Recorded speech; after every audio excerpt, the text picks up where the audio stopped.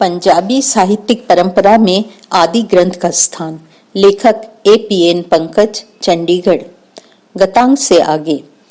आदि ग्रंथ की लोक परंपरा। आदि ग्रंथ में लोक परंपरा की अत्यंत मधुर सुगंध है। इसमें उपलब्ध लोक काव्य, लोक गीतों का स्वरूप, शैली और प्रकृति प्रस्तुत निबंध का विषय नहीं है। हम यहाँ इतना ही कहना चाहेंगे कि मौखिक साहित्य विधा मूल रूप में लोक परंपरा की पूर्ववर्ती भी है तथा उत्तराधिकारी भी। प्राचीन काल से ही इस परंपरा के लिए पंजाब एक उर्वर भूमि रही है। आदि ग्रंथ में भी इसका प्रभाव स्पष्ट रूप से देखने को मिलता है। डॉक्टर महेंद्र कौर गिल लिखती हैं, गुरुवाणी के साहित्य ने पहली बार इस प्राचीन लोक परंपरा को लिखित रूप देकर इसे प्रामाणिकता प्रदान की है। गुरुवाणी के साहित्य के माध्यम से लोक परंपरा के प्रभाव को पहली बार लिखित रूप में प्रचारित किया गया है। लोक साहित्य की अनेक विधाओं, मिथकों, जनश्रुतियों, उपाख्यानों, विधि निषेधों, धारणाओं तथा गीतों इत्यादि को गुरुमुखी में पहली बार लिपिबद्ध किया गया है।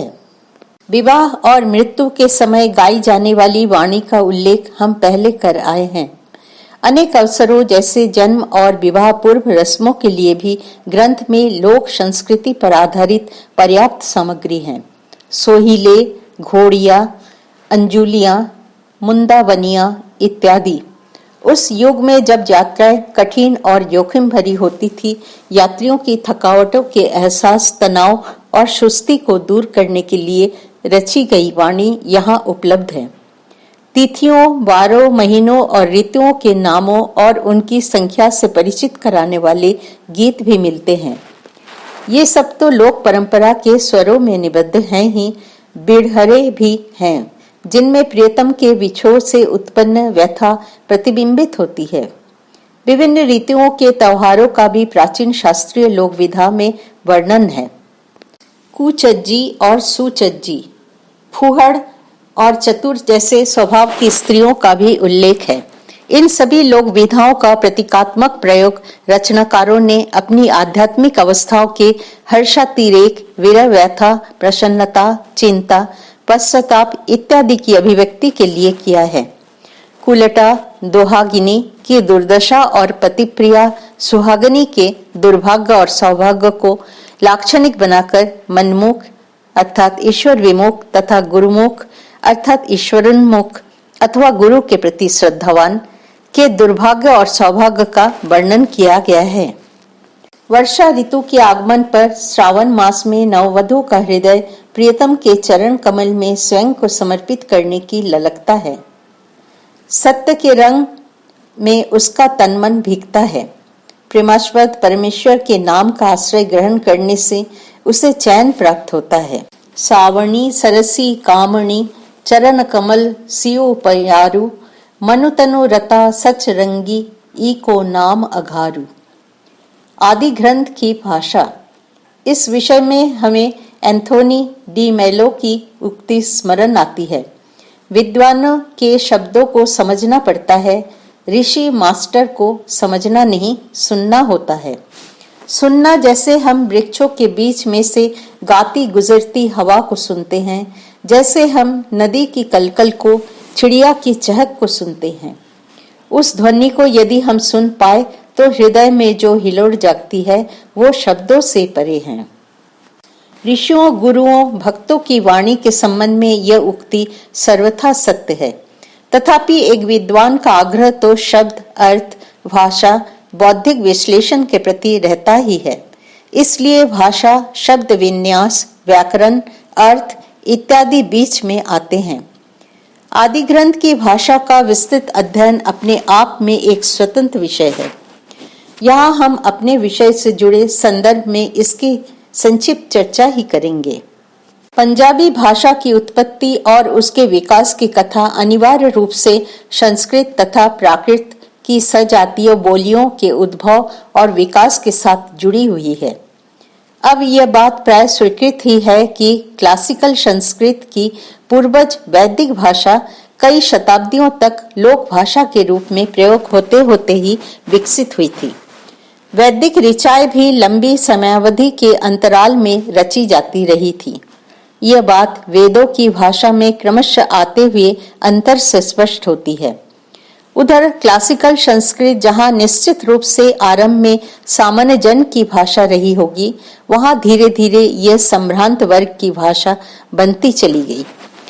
यद्यपि इसका संपर्क सामान्य लोगों के साथ भी न्यूनाधिक रूप में बना रहा।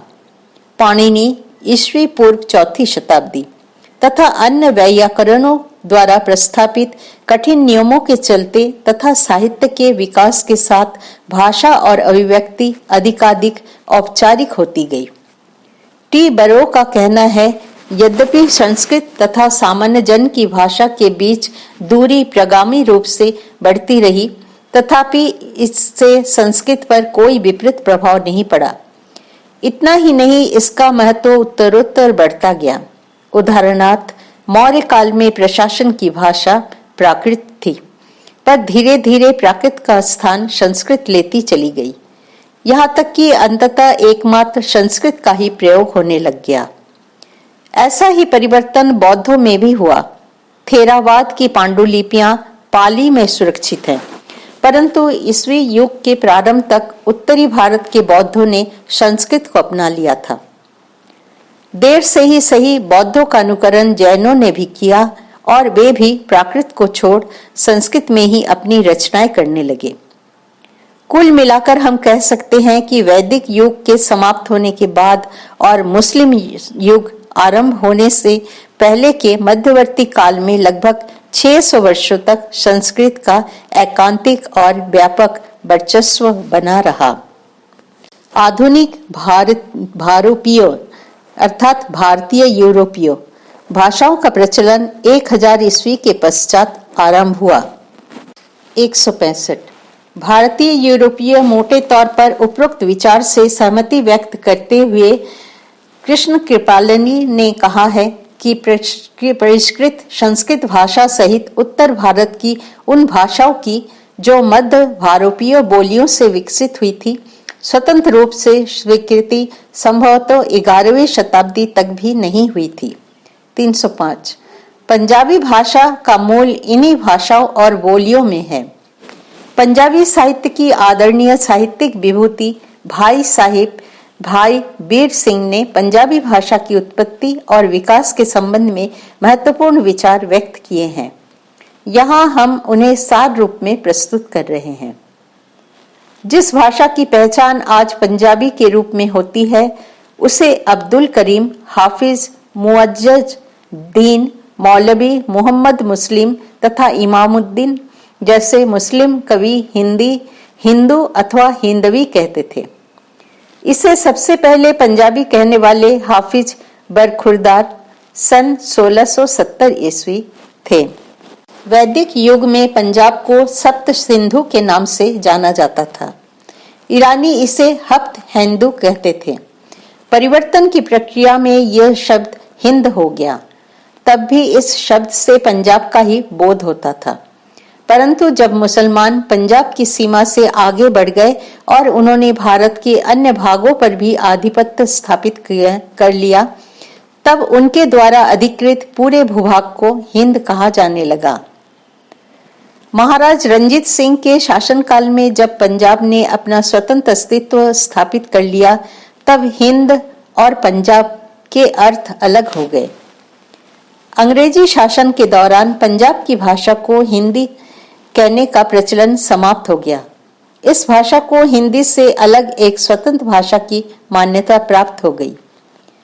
पूर्वी भारत की भाषाओं के विपरीत पंजाबी में संस्कृत अक्षरों का उच्चारण अपेक्षाकृत अधिक सुरक्षित रहा है। ध्वनि की दृष्टि से भी पंजाबी शब्दों का उच्चारण संस्कृत के अधिक निकट है। जिस भाषा को आज हम पंजाबी कहते हैं, वो केवल देहाती भाषा नहीं है। वैदिक युग से लेकर आज तक आध्यात्मिक, धार्मिक, साहित्यिक, वैज्ञानिक तथा दार्शनिक मूल्यों के सतत प्रवाह सहित पंजाब के निरक्षर जन सामान्य तक की चेतना भी इसे अनुप्राणित करती रही है, इससे प्रेरित होती रही है। पंजाबी पंजाब की भाषा है। इस पर किसी धर्म संप्रदाय का एकाधिकार नहीं है। मुसलमान, हिंदू, ईसाई और सिख विद्वानों ने इसकी समृद्धि में योगदान दिया है। यह सच है कि मुस्लिम कवियों की रचनाओं में इस्लामी परंपरा और प्रकृति की प्रधानता और अरबी फारसी शब्दों का बाहुल्य है, पर इतने मात्र से उनकी भाषा अलग नहीं हो जाती, वो पंजाबी ही है। गुरु ग्रंथ साहिब न केवल पंजाबी भाषा के 500 वर्ष के विकास के साक्षी है, यह इसका पुरोगामी निर्माता भी है। मोहिंदर कौर गिल के अनुसार आदि श्री गुरु ग्रंथ साहिब न केवल हमारा आदरणीय ग्रंथ है, यह पंजाबी साहित्य की मौलिक प्रामाणिक संहिता भी है। इसने पंजाबी साहित्य को उसका परिचायक चेहरा प्रदान किया है, जिसमें साहित्य के शास्त्रीय सिद्धांत का पालन किया गया है। महान सूफी संत शेख फरीद से लेकर दशम गुरु तक गुरु ग्रंथ साहिब को न केवल विभिन्न धर्मों तथा संप्रदायों की विभूतियों के विचारों, उद्गारों और भावों की सरिताओं ने एक ऐसे अद्भुत संगम का स्वरूप प्रदान किया है, जिसमें संस्कृत प्रधानतः तद्भव, सधुक्कड़ी, प्राकृत, ब्रज, अवधी, खड़ी बोली, मुल्तानी या लाहिंदी, सिंधी, फारसी और अरबी शब्दों की तरंगों और बुदबुदों को चढ़ते उतारते अनुभव किया जा सकता है। अपितु आश्चर्य की बात तो यह है कि इतनी विविधता के बावजूद वाणी के संवेदनशील पाठकों को इसका श्रवण या पाठ करते समय किसी भी प्रकार के बेसुरेपन का अनुभव न होकर आनंदप्रद समरसता की अनुभूति होती है। इतना ही नहीं, कभी कभी तो इसके पाठ में हमें प्रार्थनामय मौन का एक सौम्य शांति का भी अनुभव करते हैं। इस प्रकार गुरु अर्जन की अंतःप्रज्ञा और दिव्य दृष्टि के प्रसाद स्वरूप इसके पृष्ठों का अवलोकन करते समय हमें भारतीय संस्कृति के सर्वसमावेशी स्वरूप का बार बार स्मरण होता है। गुरुमुखी लिपि। इस संदर्भ में गुरुमुखी लिपि, जिसमें पूरा ग्रंथ लिखा गया है, के महत्व को भी विस्मृत नहीं किया जा सकता। जैसा कि हम पहले कह आए हैं, मूल रूप में वाणी विभिन्न अवसरों और समयावधियों में या तो मौखिक से प्राप्त हुई थी या विभिन्न भाषा लिपियों के माध्यम से अभिव्यक्त हुई थी। गुरुमुखी लिपि ने इसे आवश्यक सुसंबद्धता प्रदान करने में महती भूमिका निभाई है। ग्रंथ साहिब का दार्शनिक दृष्टिकोण। भारतीय परंपरा में दर्शन और धर्म की अभिव्यक्ति के लिए कविता का आश्रय लिया जाना कोई आश्चर्य का विषय नहीं है। वैदिक ऋचाओं और उपनिषदों के युग से ही अनवरत रूप से गूढ़ दार्शनिक तत्वों को कविता की मधुरता में प्रस्तुत किया जाता रहा है। भगवद गीता, योग वाशिष्ठ, अगणित पौराणिक अंशों के साथ साथ बौद्ध और जैन दार्शनिकों के गहन और जटिल सिद्धांतों तथा विचारों को उपमाओं और अलंकारों से संपन्न काव्य का आकर्षक परिधान पहनाया गया है। भारतीय साहित्य के आचार्यों ने काव्य के आनंद को ब्रह्मानंद सहोदर कहकर उसे आध्यात्मिक आनंद के समकक्ष रखा है। ऐसे में आध्यात्मिक आनंद और काव्यानंद एक दूसरे में मिलकर प्रभावित हो तो इसमें आश्चर्य जैसी कोई बात नहीं है। आदि ग्रंथ इस परंपरा का ही अभिन्न अंग है। इसमें भाव और बुद्धि, हृदय और मस्तिष्क ऐसे घुल मिल गए हैं कि दोनों को अलग करके देख पाना संभव नहीं है। यद्यपि आदि ग्रंथ कई गुरुओं और भगतों की वाणी का संग्रह है, इसलिए इसमें भिन्न विचार सरणियों तथा शैलियों का स्वाभाविक संदर्शन है। तथापि इसमें मूल रूप में गुरु नानक के दृष्टिकोण की ही प्रधानता है। स्वयं नानक कबीर से काफी सीमा तक प्रभावित रहे थे। प्रारंभिक उपनिषदों की भांति ही यह दर्शन बुद्धि प्रधान न होकर अंतःप्रज्ञा तथा अनुभूति से भावित है। इसके साथ साथ तत्कालीन मध्ययुगीन सामाजिक, धार्मिक और राजनीतिक परिस्थितियों का प्रभाव भी इस पर दिखाई देता है। गुरु ग्रंथ के रचनाकार उस भक्ति आंदोलन के अंग तो थे ही जो द्रविड़ देश से चलकर उत्तर भारत में व्याप्त हो गया था। उन्होंने इस आंदोलन को अपना योगदान भी प्रदान किया था। संक्षेप में सरल शब्दों में कहें तो आदि ग्रंथ के अनुसार ईश्वर एक है, वही शाश्वत सत्य है, एक ओंकार मानव द्वारा बोधगम्य नहीं है। वो सर्वज्ञ, सर्वव्यापक और सर्वशक्तिमान है। वो सृष्टा, पालन करता और संहार करता है। वो कृपालु और करुणामय है। अपने जनों भक्तों से प्रेम करता है। यद्यपि ये सारे विशेषण अथवा नाम उसके हैं, तथापि वो निरुपाधि तथा निर्विशेष है। वो निरंकार, निराकार है। उसका नाम ओंकार ही सत्य है। पर उसे राम, राजा राम, रघुनाथ, नारायण, हरि, सांगपानी, गोविंद, गोविंद, गोपाल राय, मुरारी, विठल, विश्वंभर, विश्वंभर, अल्लाह और खुदा आदि अनेक नामों से भी संबोधित किया जाता है। इन नामों में कई ऐसे हैं जिनमें साकार और सगुण ईश्वर का भी स्मरण होता है। ये नाम अनंत काल से भारत के सामूहिक और व्यक्तिगत चिंतन और स्मरण के अंगों के रूप में चले आ रहे हैं। उस अनिर्वचनीय तथा अविज्ञेय परमेश्वर का साक्षात्कार तभी होता है जब तक भक्त पर कृपा नदरी करता है। गुरु के पथ प्रदर्शन में उसकी कृपा की अनुभूति होती है। परमात्मा ही आदि गुरु हैं। ईश्वर की प्राप्ति मंदिर या मस्जिद में मूर्ति पूजा या सिजदा करने से, वेद और कुरान का पाठ मात्र नियम निर्वाह के लिए करने से संभव नहीं है। वो अंतर्यामी है, घट घट वासी है। उसे पाने के लिए लोग अंधे होकर ऐसे गुरुओं के जाल में फंस जाते हैं जो स्वयं तो अज्ञानी है ही, अपने अनुयायियों को भी अविद्या के अंधकूप में डाल देते हैं। इस प्रकार वे अनंत काल तक जन्म मृत्यु के कष्टप्रद चक्र में फंसे रहते हैं। नाम सिमरन अर्थात स्मरण और नाम जप के द्वारा ही मुक्ति संभव है। गुरु के शब्द द्वारा ही ईश्वर स्वयं को भक्त के अंतस में प्रकट करता है। निस्संदेह, जैसा कि श्री रामकृष्ण भी कहते हैं, उसकी प्राप्ति के लिए आत्यंतिक व्याकुलता आवश्यक है।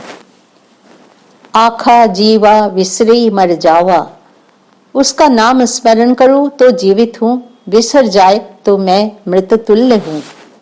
माया का अर्थ संसार का मिथ्यात्व नहीं है, परंतु सांसारिक मूल्य, प्रभुता, संपत्ति, महल, मोती, पत्नी, पति सब कूड़ अर्थात मिथ्या है, भ्रम है। जब तक जीवन उनसे विमुख होकर गुरमुख या ईश्वरोन्मुख नहीं होता, वो आवागमन के चक्र में पड़ा रहता है। सिख पंथ में हुक्म को महत्वपूर्ण स्थान प्राप्त है। ईश्वरीय आदेश, ईश्वरीय इच्छा, हुक्म आज्ञा भी है तथा सामंजस्य भी, जिसके अनुसार संसार परिचालित होता है। मनुष्य के लिए आवश्यक है कि वो इस हुक्म को शिरधार्य कर इसे वाणा मानकर स्वीकार करे। नाम सिमरन तथा नदरी या नजर ईश्वर की कृपा दृष्टि से इस सामंजस्य और आनंद की उपलब्धि होती है। आदि ग्रंथ का काव्य तथा उसका दर्शन सहज रूप से सूत्रमणियों की भांति एक दूसरे में मिले हुए हैं। वे दोनों सिख को बौद्धिक रूप से उन्नत, भावनात्मक रूप से प्रसन्न तथा गुरु कृपा से मुक्ति प्रदान करते हैं। पीढ़ी दर पीढ़ी संतों, कवियों, विचारकों और आध्यात्म के जिज्ञासुओं को इसके शब्दकोश, अर्थ भंडार, सुर, ताल तथा दिव्य ज्ञान की वांछित प्रेरणा तथा दिशा प्राप्त होती आई है। संस्कृत में कवि शब्द का अर्थ मात्र कविता करने वाला नहीं है। कवि को ऋषि, मनीषी और सर्वज्ञ ईश्वर तुल्य कहा गया है। ग्रंथ के रचनाकार कवि की इसी परिभाषा को चरितार्थ करते हैं। आदि ग्रंथ में मेरे प्रिय अनेक अंशों में से निम्नलिखित एक अंश के साथ मैं इस निबंध का उपसंहार करना चाहूंगा।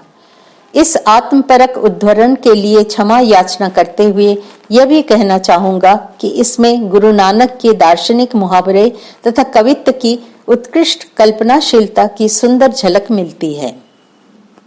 हम जेर जीमी दुनिया, पीरा मसाई का राइया, मेर बदी बादी शाह, अफजू खुदाइया। एक तू ही, न देव दानवा नरा, न सीध साधिका घरा। असति एक दिगरी कुई, एक तुई। न दादे दिहंद आदमी, न सपत जेर जीनी। असति एक दिगरी कुई, एक तूई एक तूई। न सूर ससी मंडलो, न सपत दीप नह जलो, अंग पणु थीरु न कोई, एक तूई एक तूई। न रिजकु दसत आकसे, हमारा एक आस बसे, असति एक दिगर कुई, एक तूई एक तूई। परंदये न गिरह जर, दरखत आव आस कर, दिहंद सुई, एक दुई एक तुई। नानक लिलारी लिखिया सोई, मेट न साकी कोई, कला घरी हिरे सुई, एक तुई एक तुई। अंत में गुरु और शिष्य, पैगंबर, राजा और बादशाह सब पृथ्वी के नीचे समा जाएंगे। शेष ईश्वर ही रहेगा। बस तुम ही हो, बस एकमात्र तुम ही हो। न देवता, न राक्षस, न मनुष्य, न सिद्ध, न साधक, कोई नहीं रहेगा, केवल ईश्वर ही रहेगा। तुम ही बस एक तुम ही हो। न्याय करने वाले नहीं रहेंगे, सातों पाताल भी नहीं रहेंगे, केवल तुम ही और कोई शेष नहीं रहेगा। तुम ही, बस केवल तुम ही रहोगे। सूरज नहीं होगा, न चांद, न तारों का झुरमुट ही, सात समंदर नहीं रहेंगे, न ही महाद्वीप। सदा के लिए न अन्न रहेगा, न वायु, तुम ही हो, बस एक तुम ही हो। उसके सिवा रोजी रोटी देने वाला कौन है? उसी पर हमारी आस है, बस वही रहने वाला है। तुम ही हो, बस एक तुम ही हो। पक्षी अपने लिए अन्न पानी का संचय नहीं करते, वनों और वृक्षों पर और प्राकृतिक ताल तलैया पर आश्रित रहते हैं। परमात्मा ही उनका निर्वाह की व्यवस्था करता है। तुम ही हो, बस एक तुम ही हो। नानक कहते हैं, वही होगा जो माथे पर लिखा है, वही शक्ति देता है, वही लेता है। तुम ही हो, एकमात्र तुम ही हो। जय श्री राम कृष्ण।